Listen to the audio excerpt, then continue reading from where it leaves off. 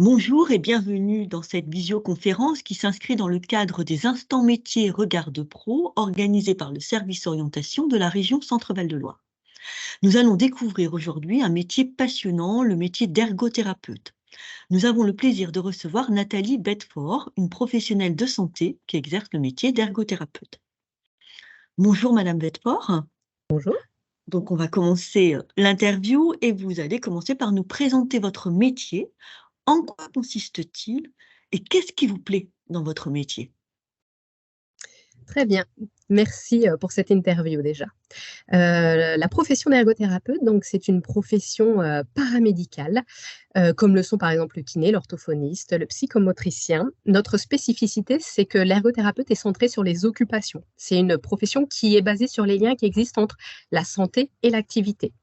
Donc pour ça, en fait, nous proposons de la rééducation, la réadaptation, la réinsertion et même de la prévention auprès d'une population très vaste qui va de 0 jusqu'à 100 ans et plus.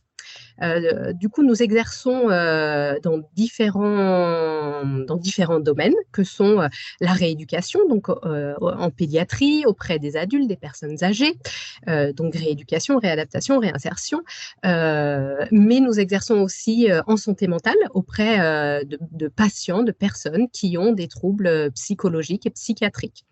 Donc, nous intervenons en structure de rééducation, de réadaptation, mais également en milieu de vie. Donc, ça peut être bien sûr au sein du domicile de la personne, de son environnement qui lui est propre, mais aussi en milieu scolaire, par exemple, et puis tous les milieux dans lesquels nos patients, nos usagers évoluent. Qu'est-ce qui me plaît dans ce métier? Eh bien, c'est que c'est un métier très, très diversifié. En fait, il n'y a jamais de monotonie. Les jours se succèdent et ne se ressemblent absolument pas. Parce que tous les jours, nous rencontrons des personnes, des patients, des usagers différents, avec des besoins, des attentes différentes, qui sont centrés toujours sur leurs occupations. Nous, notre objectif, ça va être de répondre à leurs projets personnels d'activité, d'occupation, de reprise professionnelle. Enfin, voilà. Et nos activités sont très vastes parce que du coup, vous l'avez compris, on propose de la rééducation, mais quand la rééducation ne suffit pas, on propose de la réadaptation avec de la compensation. Par exemple, une personne qui, du jour au lendemain, n'a plus l'usage de ses jambes et qui souhaite malgré tout reconduire, eh bien, nous allons l'accompagner pour qu'elle puisse reconduire, passer les évaluations, s'entraîner sur des véhicules adaptés pour que cette personne puisse conduire et puis assumer, par exemple, son rôle de papa qui va chercher ses enfants à l'école, assumer son rôle de professionnel qui a besoin de conduire pour se rendre au travail, par exemple. Donc, les activités sont hyper, hyper diversifiées. Donc, quand vous parlez d'occupation, c'est ça. Souvent, vous avez dit le mot occupation. Donc, les occupations, c'est vraiment les activités du quotidien des personnes. Donc, vous Tout les à fait. accompagnez, vous essayez de trouver des solutions, en fait, en fonction de la problématique et du problème de santé de cette personne. C'est ça. Trouver des solutions pour que cette personne, avec son handicap, puisse mener sa vie quotidienne, ses activités au quotidien. C'est ça, Exactement. hein? Exactement. Parce que C'est vous le avez dit plusieurs termes, vous avez dit rééducation, réadaptation, réinsertion. réadaptation. L'ergothérapeute fait tout ça? Exactement. Notre champ d'activité est très, très varié et comme je vous le disais, il est varié et il s'adapte à tout type de population.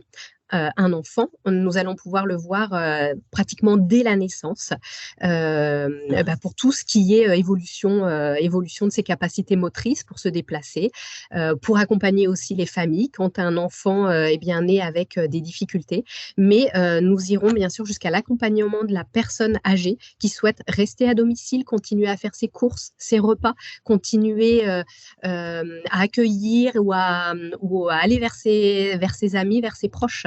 Effectivement, nous centrons sur les occupations de la personne dans son cadre de vie en fonction des activités qui lui sont propres. Ah, super. Et j'ai une autre question qui me vient donc à l'esprit, c'est enfin, par rapport à toutes les activités que vous menez, donc accompagner les jeunes, mais qui dit à un moment donné, vous allez rencontrer une ergothérapeute? Qui vous conseille? Est-ce que c'est un médecin? Est-ce qu'il faut une ordonnance? Comment ça se passe? Comment la personne sait qu'elle doit prendre un entretien ou avoir une consultation avec une ergothérapeute ou un ergothérapeute? Alors oui, vous avez raison, nous agissons sur prescription médicale. Ah Donc oui, c'est un médecin qui prescrit notre intervention. d'accord. Les choses évolueront certainement avec des nouveaux décrets par la suite, mais pour le moment, en tout cas, nous exerçons sur prescription médicale. D'accord. Donc, comme beaucoup d'autres, comme tous les Professionnels, métiers, oui. voilà, de la santé et du paramédical. Très bien. Alors, est-ce que, enfin, quelles selon vous les qualités qu'il faut pour exercer votre métier? Elles sont multiples, ces qualités. Une des premières qualités qui est importante, c'est l'écoute et la communication. Comme je vous l'expliquais juste avant, nous répondons à des projets de vie, à des projets de reprise d'activité de nos patients, de nos usagers. Donc pour ça, il faut être à l'écoute et puis être à l'aise dans la communication pour pouvoir échanger et aborder des sujets qui leur sont propres. Donc on a parlé de la conduite auto, mais on évoque des sujets comme la toilette, l'habillage, parfois même la sexualité. Donc il faut être suffisamment à l'aise dans la communication pour, enfin à l'aise et être ouvert sur tout type de sujet pour évoquer cela avec nos patients. La qualité d'empathie aussi est Ouais. importante, mais comme beaucoup de métiers autour du soin. Il faut également présenter une adaptabilité très importante parce que vous aurez affaire à tout type de population si vous êtes un ergothérapeute. Donc, on a parlé d'enfants, d'adultes, de personnes âgées, mais vous aurez affaire autant à des personnes en difficulté sociale. Moi, par exemple, je me suis déjà occupée de personnes qui étaient sans domicile fixe, à, par exemple, un ministre. Donc qui fait de la politique. Donc on a un panel de population hyper important avec des projets, des objectifs qui seront très différents et qui seront parfois pas les vôtres, pas ceux que vous auriez mis en avant vous, mais qui sont à ce moment-là de votre accompagnement les objectifs prioritaires de la personne dont vous vous occupez. Donc il faudra bien sûr toujours être à l'écoute, mais toujours s'adapter à ces projets qui sont personnels, quoi, hein, qui sont en lien avec la personne que vous suivez. Il faut également être créatif parce que parfois la rééducation ne porte pas ses fruits. Il faudra compenser les difficultés rencontrées par les personnes avec des conseils, avec du matériel personnalisé, avec de la formation aux aidants. Et pour ça, il faudra faire preuve de créativité, toujours aller puiser dans ses ressources pour trouver les compensations qui sont les plus adaptées aux personnes que vous suivez. Il faut également avoir des capacités d'organisation parce que les journées sont bien remplies. Vous passez d'une personne à une autre. Parfois, il y a des séances comme des séances courses, cuisine, qui demandent un peu plus d'organisation. Ou quand vous travaillez avec des distributeurs de matériel médicalisé, avec des moniteurs d'auto-école, eh bien, ça demande bien sûr de s'organiser, d'anticiper énormément sur ces séances-là. Donc, en tant qu'ergothérapeute, il vaut mieux être organisé. Et puis, bien sûr, en général, nous travaillons en équipe la plupart du temps, donc avec des collègues, bien sûr, médecins, mais aussi orthophonistes, kinésithérapeutes, psychomotriciens, et tout métier propre à la rééducation, de la réadaptation. Donc, il faut savoir travailler en équipe. Et enfin, dernière chose que je citerai, c'est avoir le sens des responsabilités. Parce que à certains moments, il y a donc des patients qui mettent un peu leur vie entre vos mains pour leur permettre, comme on le disait, de pouvoir se déplacer, soit avec un véhicule, soit à l'aide des transports en commun, mais pardon, autre sujet important, en fait, on va aussi jusqu'au domicile de la personne pour faire des préconisations d'aménagement de domicile pour que la Ah, personne puisse rentrer chez elle et être indépendante au sein de son domicile pour réaliser sa douche, s'habiller, préparer ses repas, enfin voilà, réaliser tout ce qui lui est important pour elle. Et donc, dans ce cadre-là, nous faisons des préconisations en termes d'aménagement de domicile. Et cela crée une forme d'engagement et une notion de responsabilité qui est importante dans notre profession. donc on a l'impression que c'est quand même un travail que vous avez là, passionnant, mais qui englobe la la personne. C'est-à-dire qu'en fait, il faut que vous soyez, compréhensive, de la problématique que rencontre, cette personne dans son quotidien. Vous devez être créative, trouver des Tout à fait. solutions, donc en fonction de ses besoins, de ses envies, en fonction de ses projets.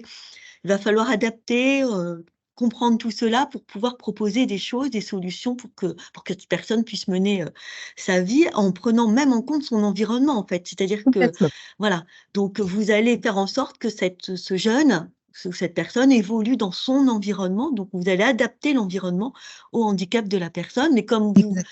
vous allez essayer aussi d'adapter, cette personne aussi dans son enfin, l'environnement, adapter l'environnement pour que la personne évolue aussi. Enfin, voilà, ça va dans C'est les deux exactement ça. sens, c'est ça qui est C'est intéressant. exactement ça. Ouais, Quand vous parlez d'environnement, il y a l'environnement architectural, donc le ouais, c'est domicile, ça. le véhicule, mais sans oublier l'environnement humain. On travaille énormément avec les familles, avec les proches, les aidants, pour que la personne puisse être comprise dans ses Bah oui. difficultés ou puisse être même stimulée à certains moments. Et nous accompagnons les aidants jusqu'à pouvoir eux aussi les soulager dans leur rôle d'aidant. C'est hyper important aussi que les aidants ne s'épuisent pas. Et donc, voilà, nous faisons en sorte aussi que les aidants puissent être écoutés et aidés dans les missions qui sont parfois dans leur nouvelle mission quand il s'agit d'accompagner un proche qui présente des difficultés, soit d'ordre Oui, psychologique, psychiatrique ou de l'ordre purement motrice avec un proche qui rentre en fauteuil roulant à la maison, par exemple. oui, tout à fait. Ouais. Donc il faut avoir des notions aussi, psychologiques, j'imagine, avec une bonne compréhension de toutes les maladies, Tout à fait, aussi, voilà, pas forcément handicap physique, mais aussi tout ce bien sûr. qui ressort du handicap mental, voilà. Mais ça fait partie de l'enseignement, en fait, Bon, hein, ouais, tout à fait. qui est proposé au cours des 3 années de formation Sur en institut de formation en ergothérapie. Ouais, tout à fait, ouais. J'imagine les 3 ans, doivent être bien denses. Exactement. Un peu trop d'ailleurs. D'où Alors le projet de avant, passer à je 4 ans. on ah oui, de passer à 4 ans. Ah oui, post-bac, Effectivement. hein? Nous Oui, sommes oui, sur des complètement. formations post-bac. Alors avant la petite question d'un de nos invités, est-ce qu'en 2 mots, les contraintes de votre métier? Très bien. Alors, les contraintes. Une des premières contraintes que j'ai pu toucher du doigt il y a peu de temps, c'est que nous sommes professionnels de santé. Donc, en tant que professionnels de santé, eh bien, quand il y a une pandémie comme celle du Covid que nous venons de vivre, eh bien, vous faites partie des professionnels qui devaient exercer, qui a une obligation d'exercer, même en situation de ce qu'on appelle de plan blanc. Donc, il y a une mobilisation de vos compétences, même en cas de situation pandémique Mmh, dans le mmh, pays ou dans le monde entier. Vous avez cette obligation ouais. d'exercer. Et puis, quoi qu'il arrive, toujours en tant que professionnel de soins, il y a une obligation à la continuité de service. C'est-à-dire que vous pouvez, par exemple, ne pas prendre vos vacances quand vous, ça vous arrange, mais vous positionnez vos vacances en cohérence avec les besoins de service, en cohérence avec vos collègues également. Voilà, Mmh, si je peux ouais. citer 2 Ouais, contraintes, ce sont ouais, celles-là, ouais, oui, continuité de service, ça c'est quoi évident. qu'il Ouais, arrive. quoi qu'il arrive, tout à fait. Alors la question arrive, pourquoi avez-vous choisi ce métier? Donc c'est une question de nos invités et moi j'ai envie de vous dire comment en êtes-vous arrivé à exercer ce métier-là aussi? Hein, Ouais. voilà. Alors, je dirais que c'est, une rencontre qui Mmh. m'a orientée, vers cette profession. Quand j'étais plus jeune, j'ai eu un ami qui, a eu un cancer, une tumeur cérébrale, qui a bénéficié de soins, en ergothérapie, auprès d'une structure, hein, en soins de suite et réadaptation spécialisée en pédiatrie et l'ergothérapeute que j'ai pu, rencontrer également parce que j'ai été invitée à une des séances en ergothérapie, auprès de mon ami, effectivement m'a présenté, sa profession et m'a montré qu'avec son accompagnement, eh bien, il allait permettre à mon copain de suivre sa scolarité, de pouvoir rentrer à la maison, de pouvoir réaliser toutes les activités qui lui tenaient à cœur, malgré ses faiblesses musculaires, malgré les troubles cognitifs qu'il avait, parce qu'il avait des troubles de l'attention, des troubles de mémoire en lien avec sa tumeur cérébrale. Et en fait, malgré ces déficiences-là, eh bien, ce pote a pu bien sûr continuer ses études, continuer à vivre dans son cadre familial, dans son environnement, et puis même continuer à nouer, à entretenir ces liens amicaux. Et la preuve, parce que moi j'ai été par exemple invitée à une de ces séances d'ergothérapie à l'époque. Et voilà, tout ça a été permis grâce à cet ergothérapeute, du coup, qui bien sûr a été marquant dans le Ah cheminement oui. que j'ai pu avoir concernant ma future profession. Donc l'ergothérapeute a vraiment un rôle essentiel auprès de la personne justement, enfin par les qui est lié enfin tout ce que vous allez proposer en termes de rééducation va lui permettre en fait de continuer à vivre, hein et De continuer à vivre. ouais, à Voilà, vivre, et en conservant ses au activités. maximum, ouais, Ouais. tout à fait, ces Mmh. activités et du coup, ce Té qu'on appelle la qualité de vie. Ouais. C'est très important et la qualité de vie de la personne, mais aussi de ses proches. Tout le monde est pris en compte, en fait, dans notre accompagnement, que ce soit en rééducation, réadaptation et réinsertion.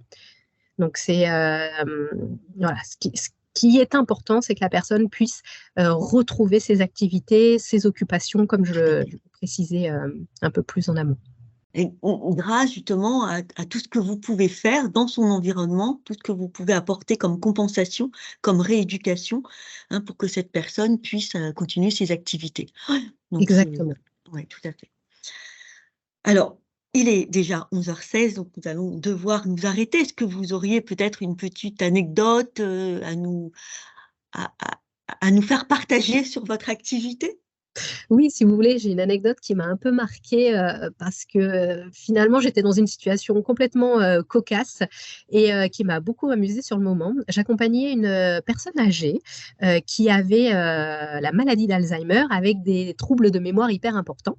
Donc, l'idée, c'était de savoir si cette personne pouvait encore faire ses courses et se préparer à manger de manière autonome et sans se mettre en danger aussi. Parce que quand on a des troubles de mémoire importants, on peut se perdre dans la rue, on peut oublier qu'on a allumé le gaz quand on cuisine et se mettre en danger.